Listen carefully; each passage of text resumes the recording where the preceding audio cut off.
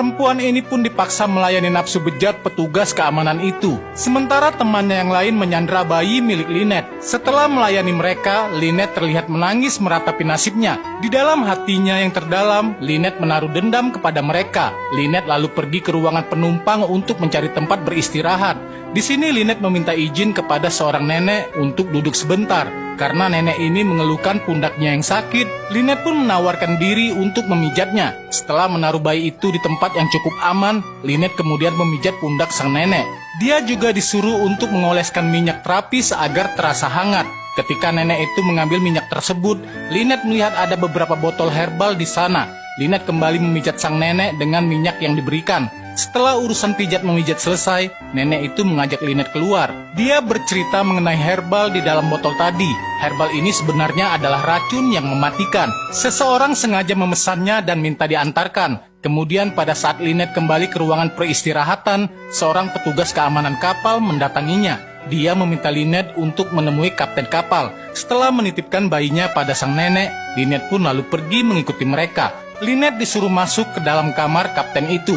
Awalnya sang kapten menanyakan kenapa Lynette tidak memiliki tiket. Lynette bilang dia tidak punya uang dan rumahnya terkena badai topan. Tapi sang kapten tidak peduli dengan hal itu. Dia meminta Lynette untuk melayaninya. Walaupun Lynette berusaha menolak, tapi apalah daya.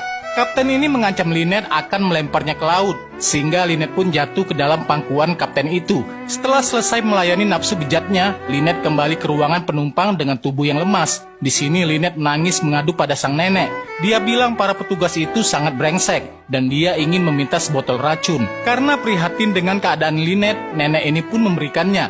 Lalu saat petugas kapal sedang berpesta minuman, Lynette pun mendatangi mereka. Dia bilang kapten menyuruhnya untuk mengambilkan minuman. Petugas ini pun mengizinkan Lynette, dan sekalian dia juga menitip minuman untuk dibawa kepada mereka. Setelah mendapatkan minuman, Lynette mencampurnya dengan racun yang dia dapatkan dari nenek tadi.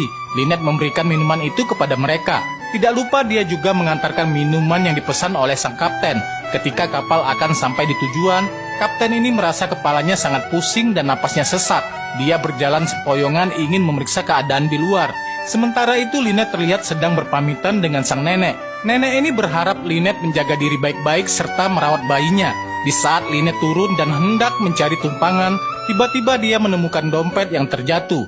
Lynette kemudian mengembalikan dompet itu pada pemiliknya. Ibu ini sangat bersyukur dan berterima kasih kepada Lynette. Karena tujuan Lynette yang sama, ibu ini pun mengajak Lynette untuk naik taksi bersamanya. Sesampainya mereka di terminal, ibu ini memberikan sedikit uang kepada Lynette untuk membantunya.